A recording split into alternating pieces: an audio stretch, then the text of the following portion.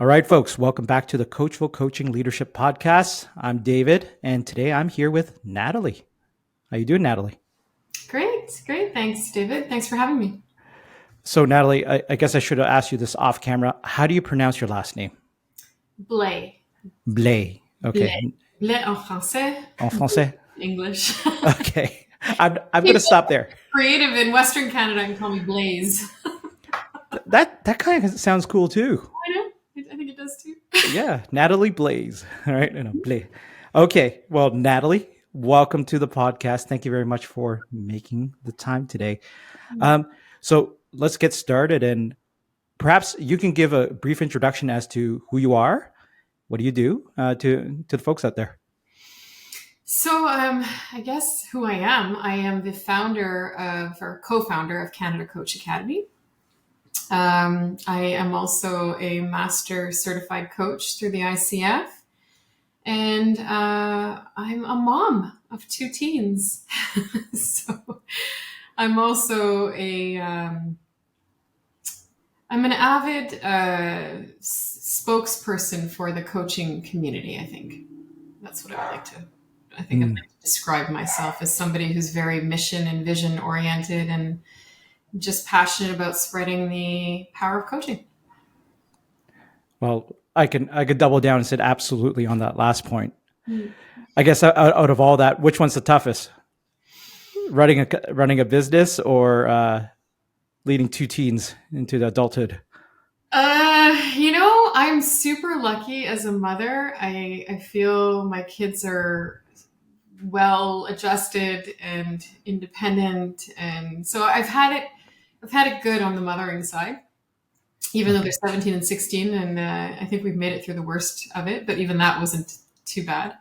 So challenges are, I think, around not managing a team, but growing a company, being strategic, and I think bringing in what I'm passionate about is service, to be in service to people, and how do you manage that, grow that, and implement within reason over time.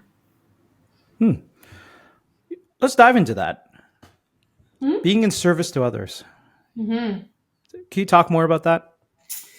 I think that's kind of what our entire team came together with, that common denominator between us. We not necessarily planned. I think, I'm a leader that is naturally in service. I've always been that way. Like, I just want to, I guess one thing I've learned as a leader is it's not what happens, it's how you react. So you will come into these different challenging situations, but how you respond is, the measure of who you are in my mind. And so I always want to respond with, that's I'm in service attitude. And so when I think about client servicing, or I think about being in service to my team, or I think about me as a coach being in service to the client, and as a facilitator, teaching groups, being in service to the group, it looks different on different levels, but yeah, it's something that's a theme that runs through our community for sure. In service to others, I was listening to some other podcasts recently where we're talking, I think it was talking almost about like stage fright, nervousness when you're in front of a lot of people. And one of the hints there was, imagine you're not there to deliver something. You're there to deliver a service to others. You're giving a gift to others. And that changes your whole mindset when you're in front of everyone. So I think a lot of us, and it's human nature, but I think when we are delivering a service, to others, or I guess you call it a service, we think about how we appear, we think about our impact, we think about our performance, right? But when you can actually let go of that and just be connected to what you're delivering and the experience of the other person, you transcend a lot of, I guess, ego, but a lot of self-serving things, like tactics that happen when you're in I guess in that role of um, being in service to others, but really being more paying more attention to how you're showing up, right? Mm-hmm. When you're doing something, when you're truly giving of yourself with passion or purpose or intention, that you can transcend that piece to really be in service. I don't know if that makes sense, but That makes a lot of sense. yeah. There was a saying. I've been spending the last few years just really learning more about like just building self-awareness as well. Mm. And when it comes to leadership, when I first got into leadership, you're like, oh, how do I show up? And people talk about brand. Honestly, that's very amateur. Now looking back, now that I'm at maybe 201 or 301 level of leadership, it's if you're giving back to help others, the the intention will show, the results will show. You got to learn along the way, but your intentions will absolutely show. And it's when you're more worried about yourself. How do I show up? How's my marketing brand? How do I look in front of my partners? Your best self actually won't show up. And that's something I realized. Mm-hmm. So I'm curious, Canada Coach Academy, we talk about like how you react to things and just giving space. And I'm curious, what motivated you to start the Canada Coach Academy? It was something that kind of happened when I wasn't looking in a way, I like to say, because I didn't know, I didn't have a grand scheme, a big plan. My partner and I came into this very authentically passionate about coaching, about the power of coaching, about the power of a conversation to change a life. Really, that's what we were witnessing. And so it wasn't a grand plan. It was just kind of follow the passion and see where it leads. Of course, once you get into it and you see the potential and possibilities, you start to become more strategic about your growth. But at the beginning, it was very much a passion project. And it still is. It's just, it's on a different scale now. Yeah. I guess what was the source of that passion? Like, and reason why I ask that is I really want to get to the heart of like when folks start a new venture, whatever it might be. Like this podcast is one of the examples. I've had multiple questions. Why are you doing this? And I have my why. Mm. But what's your why? What drove that passion that brought you over the hump to say, you know what, I'm going to start Canada Coach Academy? Mm. I don't think you just wake up one day and say you're going to start a company. I think that a lot of things happen to make that happen. And in my case, I wasn't alone. I had a partner to collaborate with. And it was the vision and the conversation and the energy around it that created something. But I can say that I actually just wrote a paper on passion and how it relates to goal achievement or goal success over time. And the research that I had to do as part of my master's at Harvard, and I had to write like a 13-page paper on what the research says about what makes somebody successful and others not. And I think the bottom line is what Angela Duckworth says is grit. It's about perseverance. But to be perseverant, you have to have a why, like you mentioned, right? So for me, the why has become over time to multiply the impact of coaching in the world, because I believe that coaching can change lives. I also believe that when someone becomes a coach, the first life they change is their own, because they go through a transformation in the programs, right? What are some stories you can share there of how coaching has changed lives? I think I am so blessed, because I don't know any other profession that people like not just me, but my team gets beautiful positive feedback every day. And I don't know anyone else who gets that kind of, privilege in their work. We have people who I just got an email 2 days ago, someone who said, couldn't say enough about how the program changed her life, how she is a different person, how like the work that we're doing is so good. It happens all the time. At the end of every program, we always hear people talk about how powerful it was for them and what's changed for them and how they've impacted others, which is, of course, my dream, right? That this is a ripple effect, right?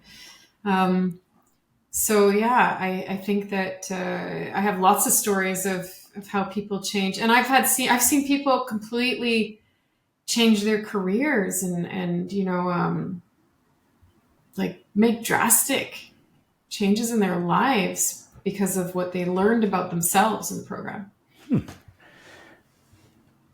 What do you think it is like? And by the way, I'm one of those people who have only great things to say about CCA. But from the feedback you've gotten, what are some of those things you're hearing out there that has changed people's lives and have changed it drastically in some cases? Well, when you take a coaching program like ours, anyway, the way that we've designed it is that every week you're self-reflecting. And I always say, do the work on you first and then do it with others. Because if you haven't done it on yourself, how do you know what the process is? You can't support another person through it unless you've actually done it. So there's that piece, plus the fact that you're being coached and coaching throughout the program. So you're getting a coach for 20 weeks, basically, different coaches for 20 weeks. And I think that those two things combined just help people reflect in such a deep way that they've never really taken the time to do. We look at what's the world about? It's about, smarter, faster, better. It's about progress. It's about, outdoing. It's about keeping up with the latest and greatest on social media. Social media is instantaneous. So there's always the next thing, right? We don't often stop and do what Dewey says, which is to not just have an experience, but to reflect on it. That's how we grow, right? So for the program, I think what happens is people create space for themselves to actually reflect on their lives and their values and what's important to them. They start to break through their own stories and limiting beliefs. They start to see new possibilities, new choices. I mean, they're coaching themselves. Yeah. Yeah, right? So you've been running this organization for a number of years. How has it changed you? Well, I'm one of those people who wakes up every day at 5 a.m. like just biological clock goes off and I'm awake. And I wake up feeling blessed and full of gratitude that I can do this, that I've been able to, like, that this has happened in my life, this community and my team, my dream team, which I absolutely adore. I have a lot to be grateful for. So how has it changed me? I think it's just so many ways. I'm a better parent. I'm a better friend. I'm a better colleague. I'm a better leader. I'm a better person in the world. I feel like I've been at this for a long time, though. Like I was first introduced to coaching in the late 90s. So I've had a very, just blessed experience. I think I was always meant to be on this path. And I didn't really know it at the time. Yeah. Yeah. It sounds transformational if I was to put some words in your mouth there. I know for sure I wouldn't be the same person today if I hadn't had the coaching experience early on. Being a part of a program called Strategic Coach in Toronto. I was traveling 4 times a year to be coached as part of a group and like a team. And that introduced me to tools and mindset that was just transformative. It was the growth mindset. Carol Dweck, before Carol Dweck even coined the term, right? Mm-hmm. It was coaching, I think, is the way that you achieve a growth mindset, right? It's about that 10 times expander, that how can we see things differently, challenge, disrupt, Yeah. Possibilities. Yeah. It's what, like, I find in coaching, you look at, okay, whether it's a good or bad thing, let's not put judgment on that. What's the possibilities? You've just gained some knowledge from something that happened. What can you do with that now? And that's all growth mindset. And Mm-hmm. that's what I love about the positive psychology that's used in coaching. So tell me then, like, in terms of leadership, as a co-founder of the Canada Coach Academy, how do you balance the responsibilities of being a leader to a rockstar team, managing the day-to-day business, and being a great mother to two teens? You know what? I don't see it as a challenge. I think it just it's about community. One of my core values is connection. And I think when you invite connection, you're not alone in anything, right? So at home, it's my kids and this collaboration and partnership we have. On the team, it's the all for one and one for all. There's no hierarchy. It really is just like, I often describe us as in a good way, a bunch of toddlers in a playpen throwing our toys out of the pram. Like it's fun. We have fun. We have great discussion, and it's super collaborative. And in life, when you want something and you are intentional about it, you design it. Right? Hmm. So as you were designing this organization, and I really want to just hone in on, like, help people understand, like, how do you overcome certain challenges. Like, friends I've known who've built businesses, they talk about, oh my God, Dave, I learned so much, but my gosh, like, one friend of mine, he's like, Dave, you understand, we're always 6 weeks away from bankruptcy. This is some guy who he was running an agency, project to project, and I'm standing around there. He had like 30 employees. I go, dude, don't say that in front of your employees. He goes, it's true. uh, Through ups and downs for sure. yeah, I guess anything there you would like to share, like just some ups and downs of just building a business and how you overcame that.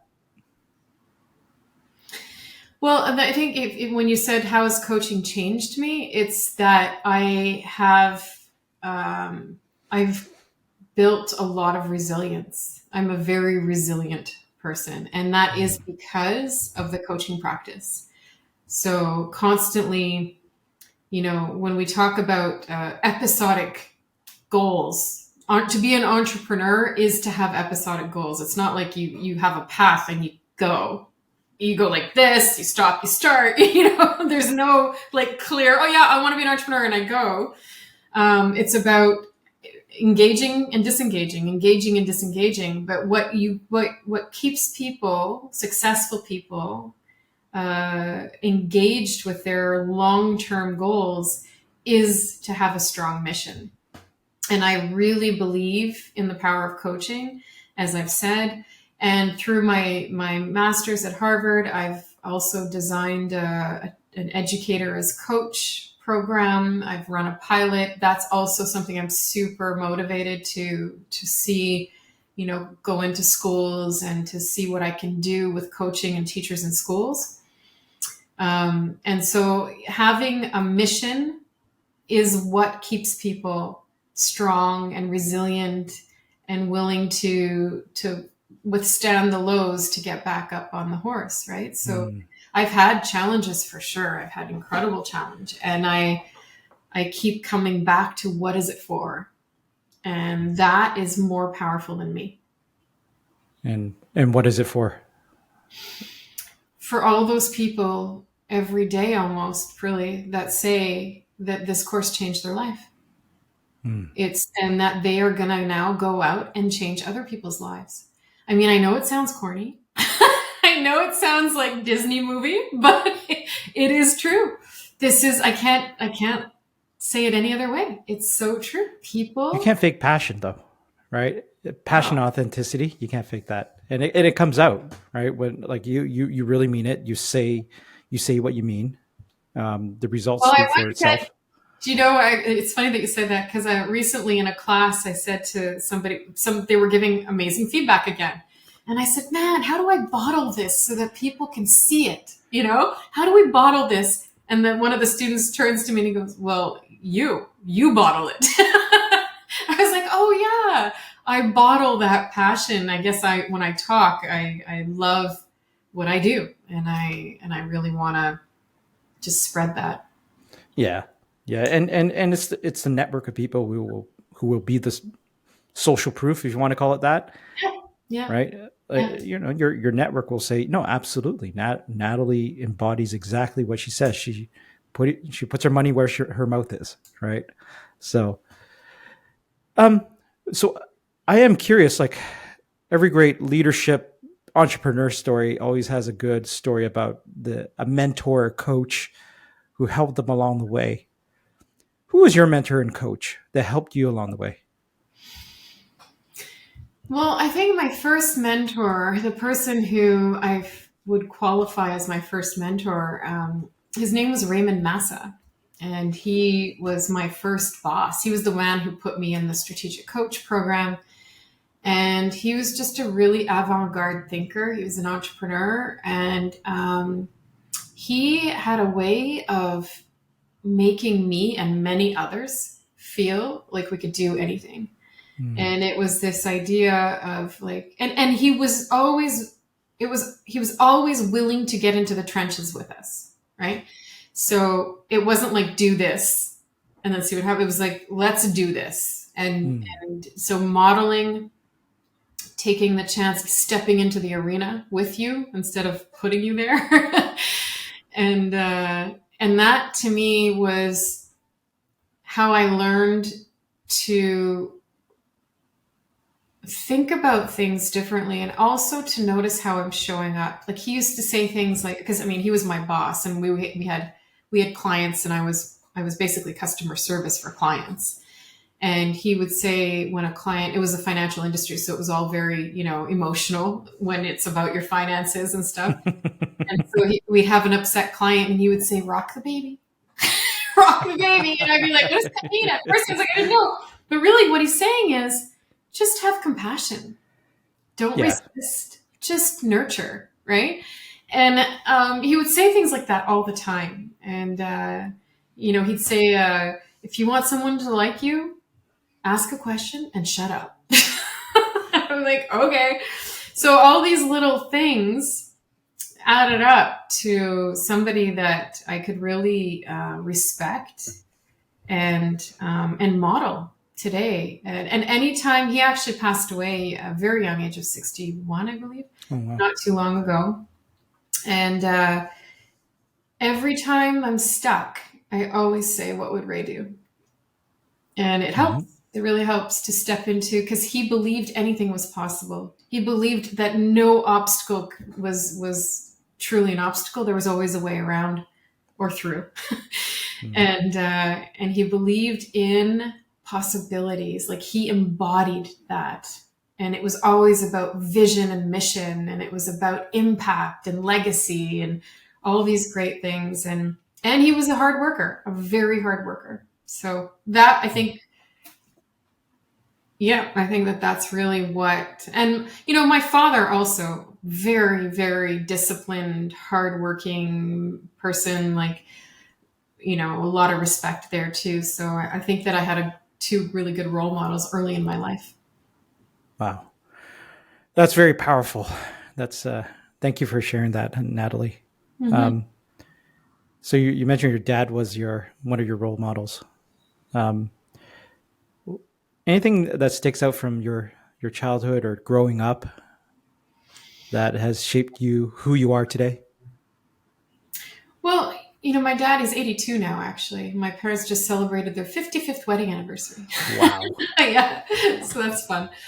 My dad was, he was a man who's self-made in the sense that he started out in a craft and became a superintendent. Like his career path at the time, he didn't need to necessarily be educated in school. He was educated on the job.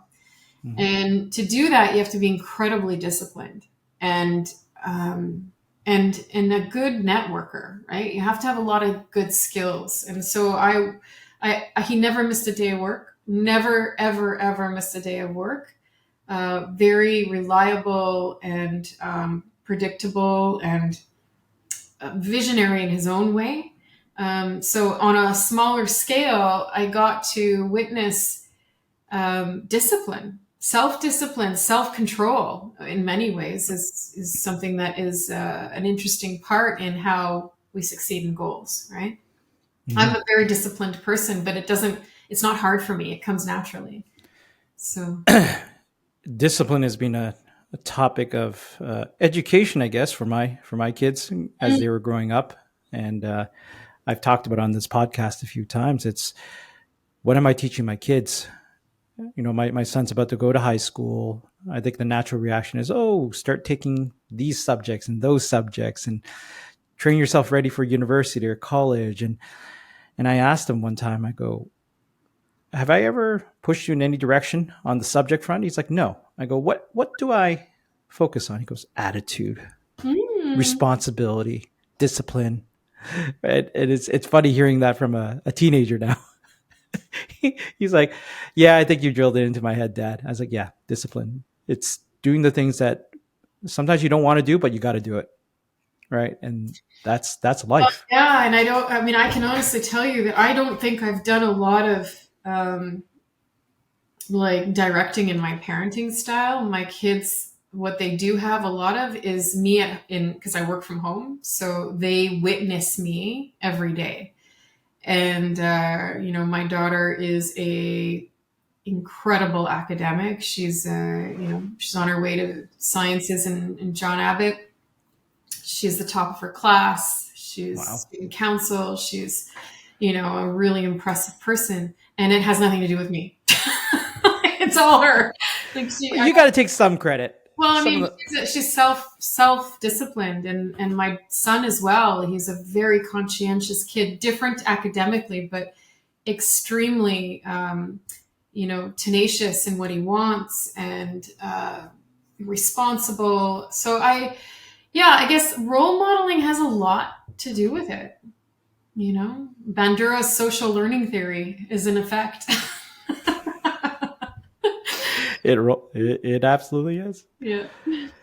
So, Nathalie, I want to pivot for a second to some of the stuff more on the personal side. I was looking at your LinkedIn the other day, and I'm just looking on another screen. You're currently writing a book, right?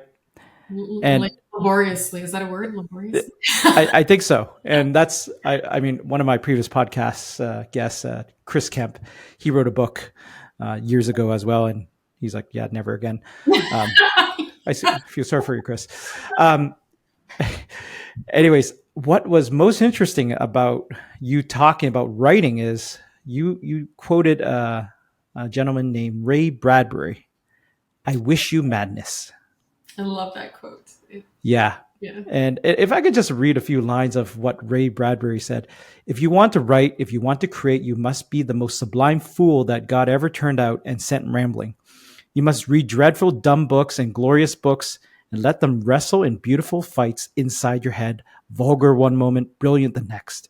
You must lurk in libraries and climb the stacks like ladders to sniff books like perfumes and wear books like hats upon your crazy heads. I wish you a wrestling match with your creative muse that will last a lifetime. I wish craziness and foolishness and madness upon you. May you live with hysteria and out of it make fine stories, science fiction or otherwise, which finally means may you be in love every day for the next 20,000 days, and out of that love remake a world.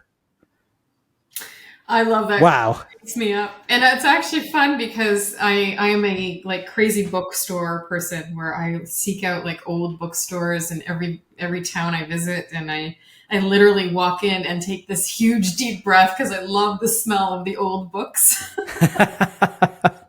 Hmm. So what are you writing about? I'm writing about what we do at Canada Coach Academy. I'm writing about our paradigm of coaching. Mm, It's the book that goes with basically the courses that we teach and the theory behind what we do. So the evidence for coaching. mm, Yeah. the evidence for coaching. So how's that process been? Like, what's your process to? You Well, said it's laborious. How do you labor through it? actually, all it is basically what I do every day, which is to teach certification. I certify people every day in our courses, and it's all about like I'm writing it all down as I go, like everything I say and everything we talk about, and our process is just being put down into a book that people can refer to. Yeah. Mm. You also, I was looking at your socials again, and I saw something else. Learn to linger. Hmm. Yeah, lingering. Talk more about that. Learn to linger. Well, I think lingering is how we create space for people to let that twirling happen in your mind that is beyond the first moment of quiet. And I know you know what I'm talking about because you're a coach, right? So when I ask a question and somebody talks and then they pause, the lingering happens when you let that pause go longer than its natural length. And then you start to see the twirling and the ideas come and the genius starts to show itself, right? And that's Mhm. when people start to have their best ideas. So lingering is really about holding space. Holding space for others. Yeah. Yeah, it's such a good imagery, though. You're Mm. just la di da. I'll wait. Mm-hmm. Just let it Well, and happen. I say something in our programs. I don't know where I got it from. It must have been from somebody smarter than me. But the idea that the quality of attention that you give someone is directly correlated to the quality of their thinking. So that lingering has to be held with an attention, an attunement to the other person, right? And that's when they can get really smart right before your eyes. So I'm going to linger on this next question then. Go ahead. How do you define success and happiness? Progress. It's all about progress. It's did I do better than I did yesterday? Did I learn something? Did I try something? Did I make progress in any area of my life from one day to the next? I think it was Sean Anker who said it in his research that happiness equals progress, and it does for me. And I mean, I have a tattoo that says like continuous learning in Japanese, which is everything I believe in, right? Mhm. Continuous learning. Continuous learning. So as you continue to learn, how do you find purpose? It shows itself to me every single day purpose lives in the people in the impact that I want to have. When I hear people who are happy, when I see a testimonial on our Google page or on my LinkedIn or anywhere, if I have an email or somebody stops me and says, "Hey, did you know how you changed my life?" I mean, that is purpose in the flesh, right? That's a living purpose. So I'm very blessed. Like I said, I don't know a lot of people who get to get this kind of feedback on a regular basis, and so that is purpose for me for sure. Yeah, I'm actually a little bit envious, like in the corporate world, getting feedback, especially at a leadership level. Usually, you only hear about the bad stuff, Mhm. right? Occasionally, you'll hear about the good stuff, right? But it's it could be thankless sometimes, Well, but as long as you're centered on a purpose, right, and a mission that that's important to you. That's what's important, I find.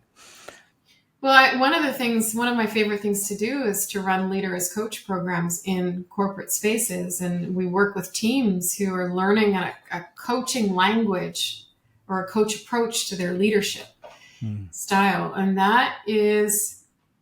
it's profound for a lot of teams. They shift their entire culture around this concept of coaching.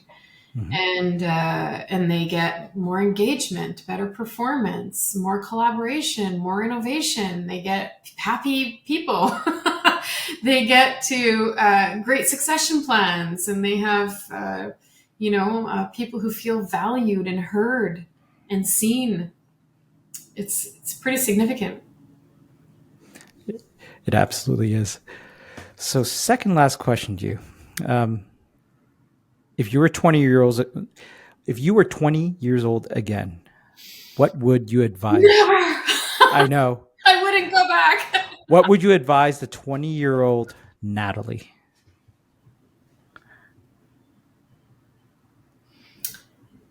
I think I would say, you've got this. Like, no matter what, you've got this. I think that's probably something I didn't know about myself at the time, and had a lot of self-doubt, I think like most, adolescents or 20-year-olds. And I know now, I look back and I feel like I was always on this path. This was always meant to be. And so, you've got this means a lot to me. Yeah. You've got this. And what do you think she would say? Am I allowed to swear? Should probably say F off. Yeah. I've asked other folks this question, and they're like, yeah, 20-year-old self wouldn't listen to me. They'll say, yeah, go away. Yeah. Okay. Well, Nathalie, I always leave the last question to my guests to ask me. Open mic, anything you want. Stump me. What's your question to me? Oh, it's the question I ask at the end of every program to every student. So you've probably already answered it. But if you had a billboard to write a message, and I stole this question from Tim Ferriss, but I love it. So it's if you had one opportunity to tell the world something on a billboard, what would you write?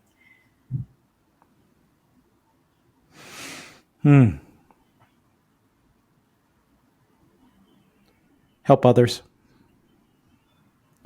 I think it goes back to what we talked about at the beginning. When you feel like you're in service to others, all the intentions, everything that you worry about the self, it'll come out naturally. Help others. I've thought about this question in a different way.